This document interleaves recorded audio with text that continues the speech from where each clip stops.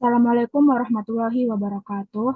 Perkenalkan, nama saya Aulia Azaina Rahmadani dari kelas Geomatika 2B Pagi. Di sini saya akan menjelaskan tentang aplikasi GNSS dalam bidang kebencanaan.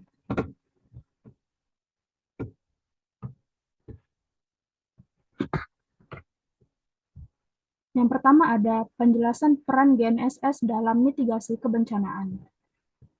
GNSS atau Global Navigation Satellite System adalah sistem berbasis satelit yang menyediakan informasi posisi secara akurat. Dalam mitigasi bencana, GNSS digunakan untuk pemetaan zona rawan gempa, longsor, dan banjir. Pemantauan deformasi tanah secara kontinu dengan stasiun GNSS permanen. Contoh, CORS. Penentuan jalur evakuasi dan lokasi tempat evakuasi yang strategis.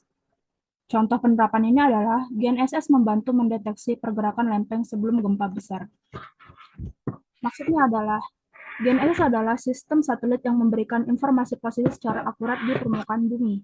Dalam upaya mitigasi bencana, GNSS sangat berguna untuk memetakan zona rawan seperti wilayah gempa, longsor, dan banjir.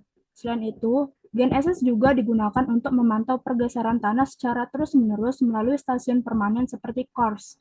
Data ini membantu merancang jalur evakuasi dan lokasi pengungsian yang aman. Bahkan, GNSS bisa mendeteksi pergeseran lempeng sebelum gempa besar terjadi, sehingga sangat membantu dalam sistem peringatan dini. Selanjutnya adalah contoh peran GNSS dalam mitigasi bencana gempa bumi melalui pengamatan deformasi tektonik. 1. Pemantauan deformasi tektonik. Deformasi adalah pergerakan atau perubahan bentuk kerak bumi. Dipantau untuk memahami siklus gempa bumi, sebelum, saat, dan setelah kejadian. 2. Teknologi INSAR. Menggunakan radar satelit untuk mengukur perubahan permukaan bumi. Akurat hingga sentimeter dan cocok untuk wilayah luas. 3. Teknologi GPS. Mengukur deformasi 3 dimensi dengan presisi tinggi hingga milimeter. Cocok untuk pemantauan jangka panjang dan real-time di sekitar patahan. 4. Titik pantau di sekitar patahan. Titik pengamatan dipasang di sekitar patahan aktif, berguna untuk deteksi gerakan mikro dan makro, serta sebagai dasar mitigasi dan perencanaan wilayah. Di sini, GNSS membantu kita membantu pergerakan kerak bumi yang bisa memicu gempa. Dengan teknologi seperti INSAR, kita bisa lihat perubahan permukaan tanah dari satelit secara detail, bahkan sampai tingkat sentimeter.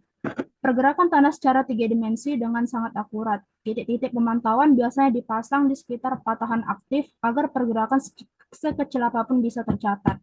Semua data ini penting untuk memahami siklus gempa dan merancang sistem peringatan serta tata ruang yang lebih aman. Selanjutnya adalah salah satu contoh studi kasus gempa Palu 2018. Sesar Palu Koro menyebabkan gempa besar dan likuifaksi. GNSS mencatat pergeseran tanah lebih dari 3 meter. Data GNSS digunakan untuk para peneliti untuk menganalisis pergerakan sesar aktif, menentukan wilayah rawan susulan, mendukung rekonstruksi yang lebih aman berbasis data spasial, sehingga kesimpulannya adalah GNSS terbukti sangat penting dalam mendukung pengambilan keputusan selama bencana. Studi kasus gempa Palu 2018 ini terjadi akibat sesar Palu Koro dan menyebabkan tsunami serta likuifaksi parah. GNSS mencatat pergeseran tanah lebih dari 3 meter dalam waktu singkat.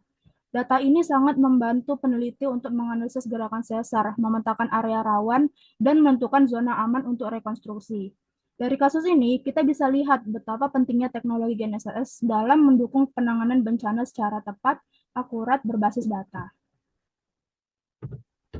Sekian yang bisa saya sampaikan terkait peran GNSS dalam mitigasi bencana atau kebencanaan. Lebih dan kurangnya saya mohon maaf. Terima kasih. Demikian.